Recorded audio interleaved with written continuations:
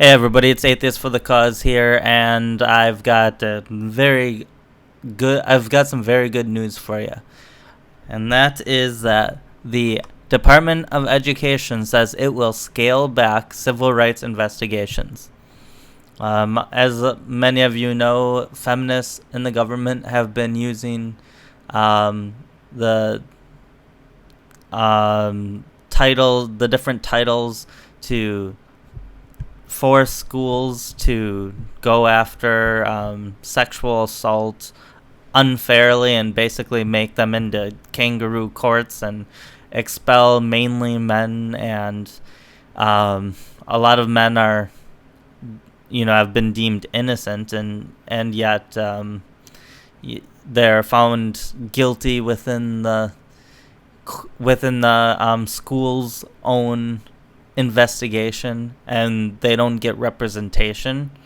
In a lot of schools, it's actually they actually get automatically kicked out if they get representation. They can't. You can go talk to a lawyer outside and then repeat what your lawyer says, but you can't have your lawyer actually come in and speak for you. And it's just completely BS. And a lot of schools have actually been sued, and turned out that they've won in court, and they've won money too.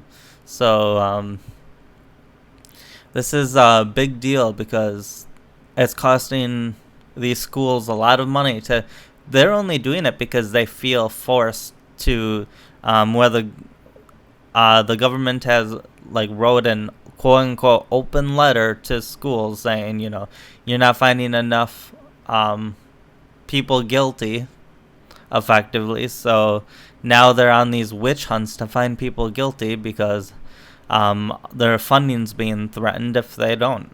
So it says the Department of Education is scaling back investigations into civil rights violations at the nation's public schools and universities, easing off mandates imposed by the Obama administration that the new leadership says have bogged down the agency. I'd like to point out here that, men and white people, they fall within civil rights too. So, in my opinion, it's a civil rights violation to, send men through the meat grinder just to, make sure funding doesn't get cut. Because, feminists say men are the oppressors and women are the victims, and we have to protect women at all costs, even if men have to be, undeservedly kicked out of schools. Even after these men are found innocent, they're often not allowed back into these schools too, by the way. So, they say civil rights, but they don't mean civil rights violations. They mean certain kinds of civil rights violations. And, in terms of sexual assault, and they're not even looking for actual real sexual assault crimes. They're just looking at any sexual assault allegation, and just, why would the school take the risk of saying, no, you weren't sexually assaulted, or we don't have enough evidence to say you were sexually assaulted, and then risk being defunded? They'll just say, oh, yes, you were. We're going to expel the other guy, and we're going to move on. And we're going to protect our funding, and we'll bring in another student. Because realistically, how many students are they going to have to kick out? That's not going to... In terms of what that's going to do to the school, kicking out their students, that's not going to have a big impact. But losing funding would. According to an internal memo issued by Candace E. Jackson, the acting head of the department's Office for Civil Rights, requirements that investigators broaden their inquiries to identify systemic issues and whole classes of victims will be scaled back. Also, regional offices... Yeah, we shouldn't be looking at classes of victims. All victims should be equal. It doesn't matter if you're black or white, or Latino or Asian. It doesn't matter if you're a man or a woman or non-binary or transgender. I don't care what you are. We're all people, and we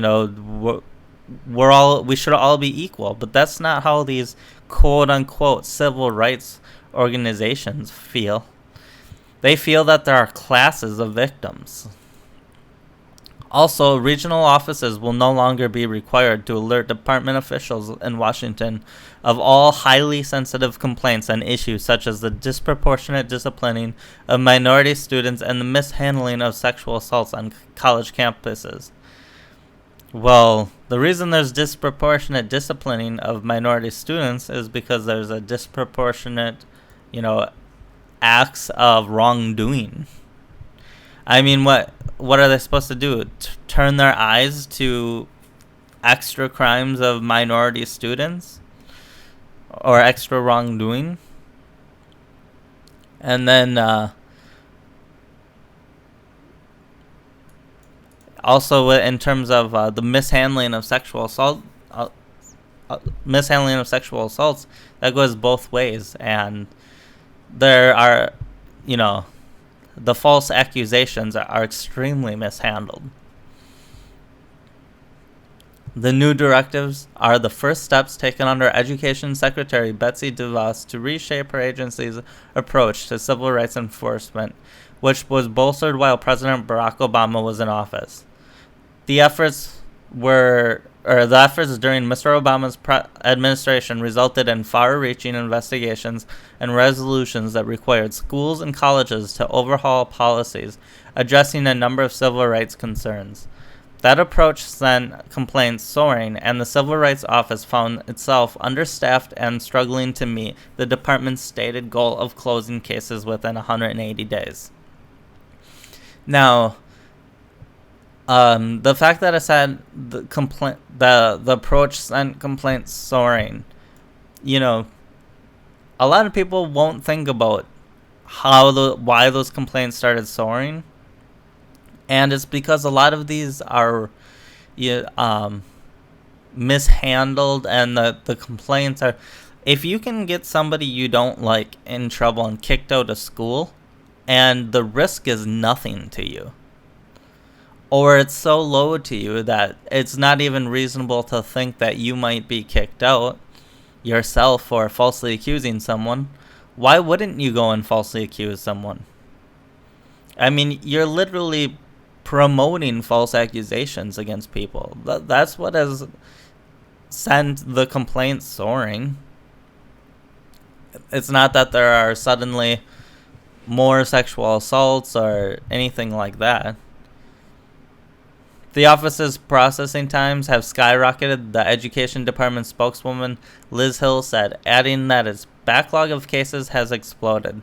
The new guidelines were to ensure that every individual complaint gets the care and attention they deserve, she said.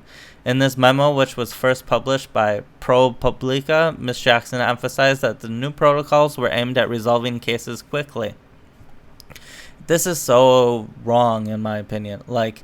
Yes, you want to resolve cases quickly, but you want to get it right. That should be the emphasis. Get it right. If you're gonna kick someone out of school, you damn well better be sure that that's right, because that's something that will hurt that person for a long time.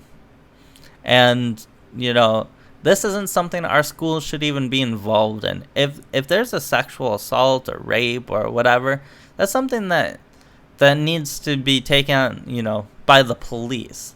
The law enforcement needs to be called. They need to investigate. This is not something schools should even deal with. Justice delayed is justice denied, and justice for many complaints has been denied for too long. That's not even true, Ms. Hill said in a statement. Justice delayed is justice denied is not even true. But civil rights leaders believe that the new directives will have the opposite effect. That they say the Education Department staff members would be weakened because efficiency would take priority over thoroughness. If we want to have assembly line justice, and I say justice in quotes, then that's the direction that we should go, said Catherine Lamont, who was under the Assistant Secretary of the Education Department's Civil Rights Office under Mr. Obama, and now heads the United States Commission on Civil Rights. The commission, an independent bipartisan agency charged with advising the president and Congress on matters of civil rights, voted on Friday to conduct a 2-year investigation of federal civil rights enforcement, saying it had grave concerns about the Trump administration's agenda. The commission identified the Education Department as an agency that was particularly troubling. Nevertheless, the department's move was lauded by advocates who believe that the Office for Civil Rights has been overzealous in its enforcement activities in recent years. Of course they have been. And this is, we need to watch out because, feminists are going to go after and this hard, and specifically feminists are not going to be happy about the overturning of policies that basically allow women to, quote unquote be believed first. That's what they want. If all you do, all you have to do is accuse someone and everybody should believe you. That's the goal of feminism. That's a scary end goal to me, and it should be a scary end goal to you. Robert Shibley, the executive director, and keep in mind, there are real consequences to false accusations. One of the gravest consequences is, suicide. But even if someone doesn't commit suicide, I mean, the fact that they can, lose their job and stuff, a lot of times they have to stay off the internet, or depending on what the court rules, and they won't get hired places, they can't get even into school sometimes, so there are lots of issues where it's not like let's just believe the accuser and kick the accused out of school, and let's just be on the safe side, because that's not the safe side. That's very damaging. That's only the safe side in terms of believing the accuser. But there's another side to that. Anyways, back to this. Robert Shibley, the executive director of the Foundation for Individual Rights in Education, an advocacy group, said the measures will be welcomed on college campuses where the department has overstepped in carrying out sexual assault investigations. The organization is financially supporting a lawsuit against the department over a letter issued in 2011 directing campuses to change the burden of proof in cases of sexual assault. I'm going to open that. I didn't look at this earlier, but definitely read this, because this is what caused the shitstorm originally, I think. But so if you want to read this, it's here. They threaten through Title IX, which prohibits discrimination on the basis of sex. So this is a protect females thing. They're not saying discrimination on the basis of sex to protect men. They're saying to protect women specifically, because they believe sexual assaults happen primarily against women. So that shows the motivation here.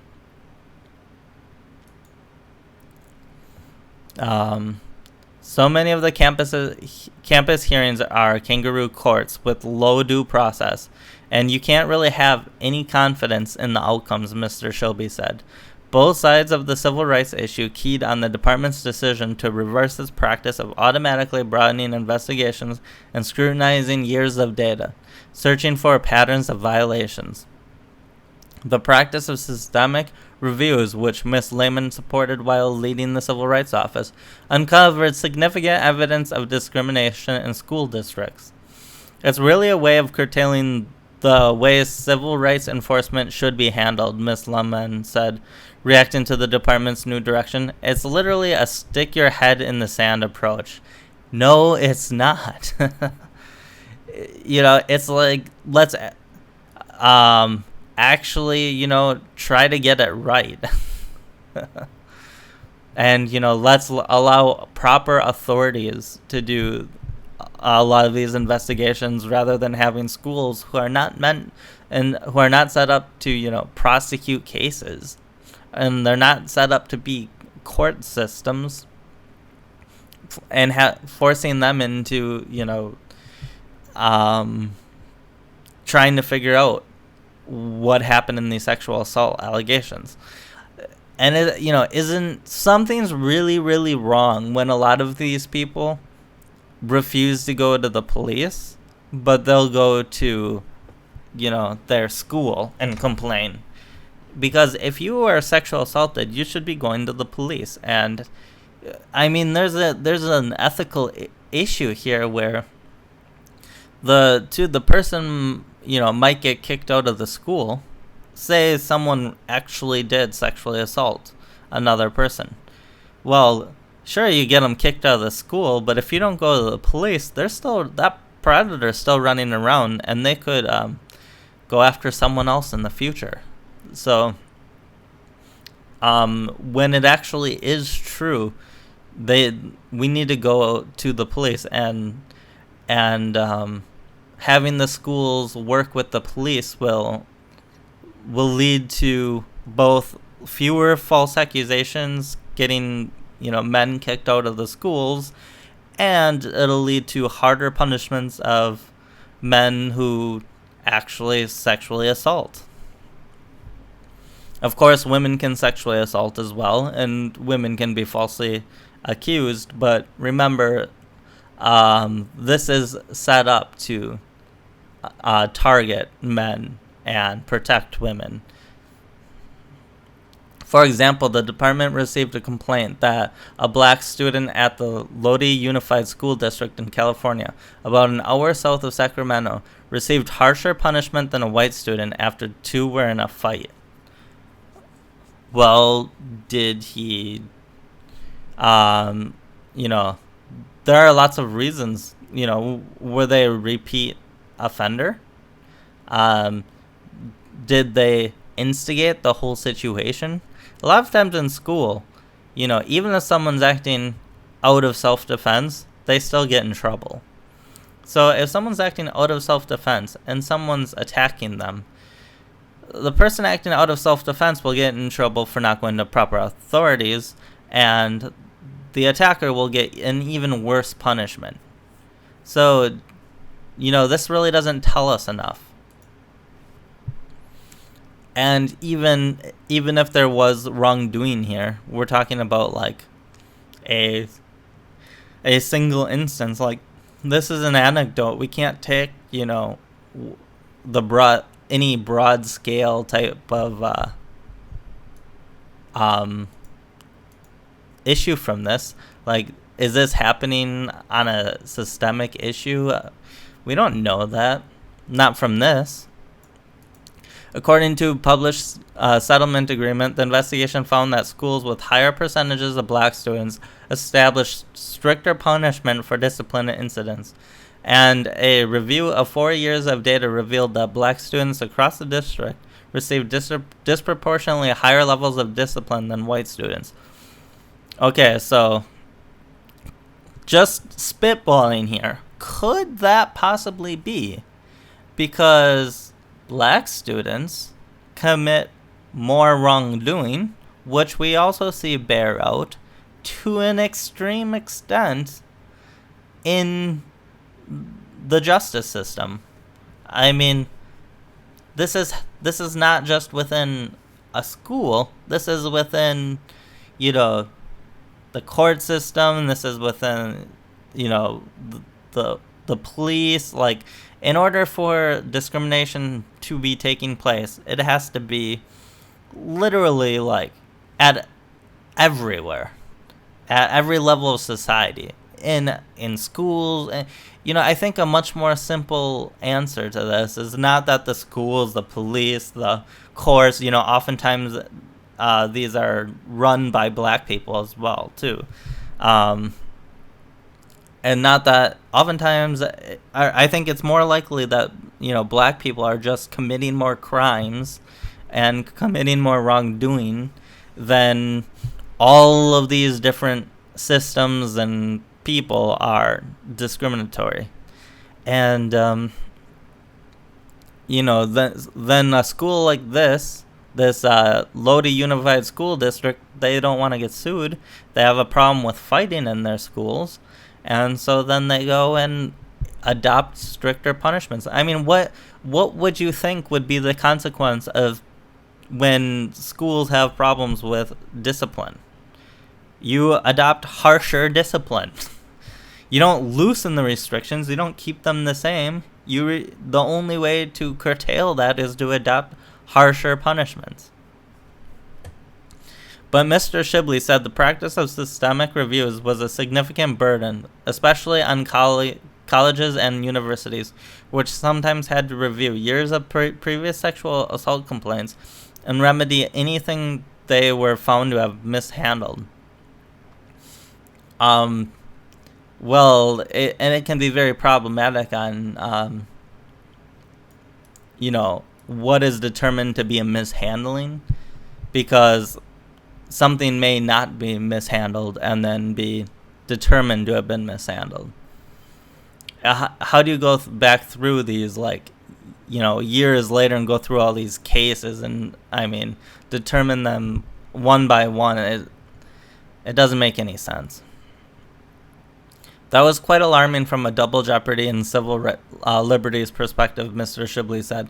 Since her appointment as the Education Secretary, Ms. DeVos has come under fire from lawmakers and civil rights advocates for her remarks about the department's role in enforcing civil rights laws in the public school system. The office is charged with enforcing legal prohibitions against discrimination by race, color, national origin, sex, and disability. Yeah, I know. They've been trying to make this argument. This is fake news, New York Times. So they've been trying to make this is the narrative they've had from the beginning, going back to Betsy DeVos's confirmation hearing, as they set it up then that she was discriminatory. She ended up getting confirmed, and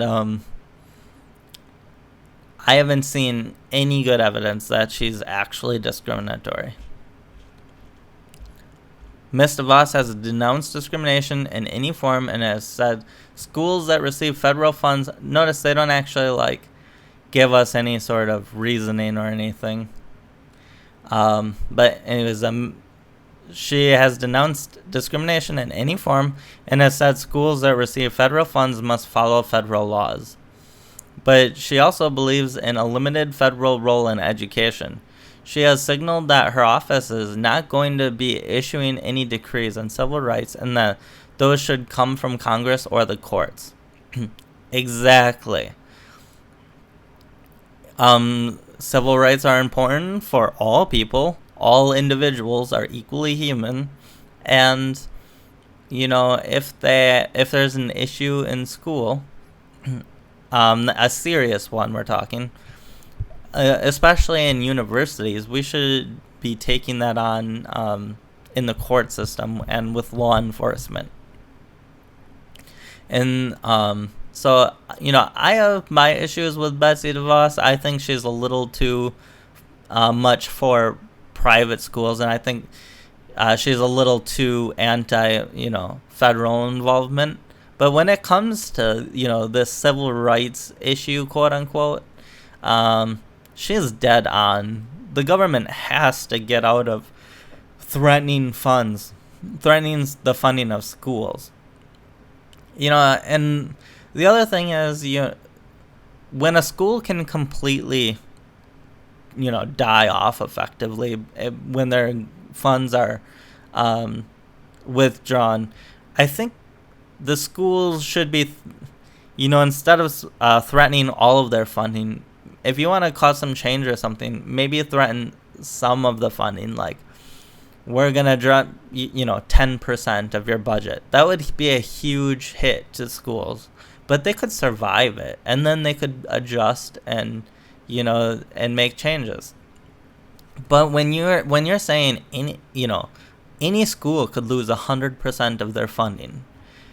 Schools have to preemptively, they all have to like make these drastic changes that are so far over the line of what was necessary that it causes bigger problems.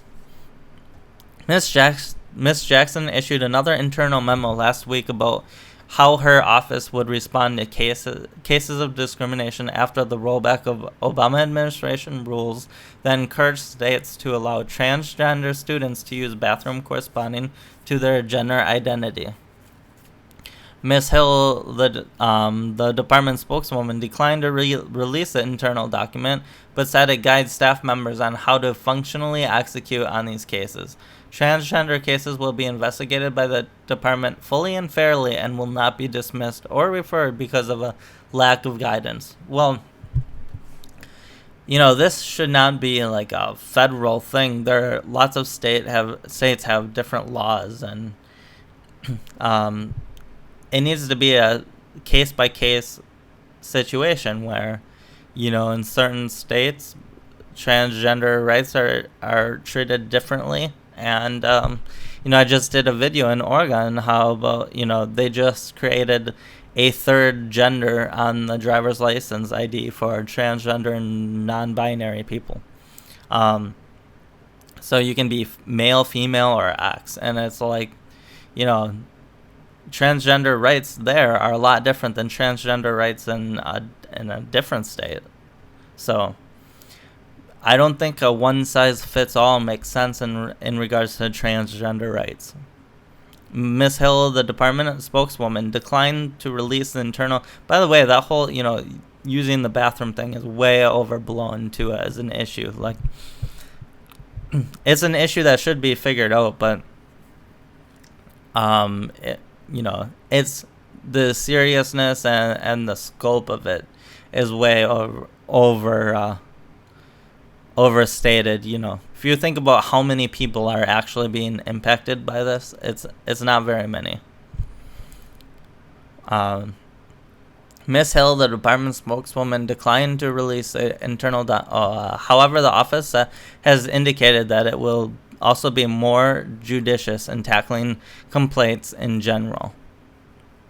So, in the administration's budget request for the fiscal year that begins in October, the Education Department has proposed cutting more than 40 staff positions from the Office for Civil Rights, which would require the office to make difficult choices, including cutting back on initiating proactive investigations, the department wrote. I actually don't have a problem with this. Cutting 40 staff positions, this isn't like a civil rights, targeting civil rights or anything like that. This is actually like a broad scale thing that's going on within the government. All over the government, the Trump administration is trying to cut to save money with our big, not only do we have a growing debt, a large debt, but we have a growing debt with the deficit. And they're trying to balance the budget so that we don't continue to accumulate debt, and then we want to reduce the debt that is there. And the more you reduce the debt, the cheaper everything becomes, because you're not out, paying for all this interest on all this money that you're borrowing. So, it's not like the civil rights alone are being targeted. They're trying to and we've had like an expansion of government, administration after administration. I wouldn't want a Trump administration every year where, they're cutting and cutting and cutting. But after a while of growth, you have to have somebody that goes in and guts like the crap and scales things back a bit. And then once, you clean out the crap, then you can go back and, add more to the government in places you want to add. But, it's easy for Republicans and Democrats to add to the government, but it's really hard to cut stuff because everybody thinks that the government should be cut to some extent, that there's, the left won't say it that they want the federal government to be cut, but they'll say that there's waste. And that's a way of saying that there's, within the government there are areas that can be cut. And, the right also thinks there's waste. We actually agree as a country that the government has a lot of waste in it right now. So let's cut some of that out. I have no problem with that. And, I have a major problem with how these civil rights violations are being taken care of right now. And I think it would do a lot of good to cut back on these civil rights, just by 40 staff members. And then, that'll save money for the Department of Education. And I believe the Department of Education is also facing cuts. So they're trying to find places to save money. And, then after 8 years of Trump, we can, put someone else in office and we can, add more to education if it's necessary, which I think it probably will be necessary to put more money back into education eventually. But right now, I think we can be happy, especially if you're a men's rights activist. I was out there saying Trump. There's a lot with Trump that is good for men's rights, and what he's doing, or what Betsy DeVos is doing in his administration, with civil rights in the school system, it's perfect. It's what we've always wanted. And Trump on the campaign trail has also brought up things like, the family court issue. And so hopefully they take that on eventually. But if all we get is civil rights, these kangaroo courts being eliminated in the universities, I would be more than happy with just that. Because of what the Democrats would do with their feminist establishment, my sights have been set low. My bar is set low, so I'll take anything right now. But we all know that the public is starting to turn against the feminist establishment, and we're going to win out eventually. So this is just the start. Have a good one, guys.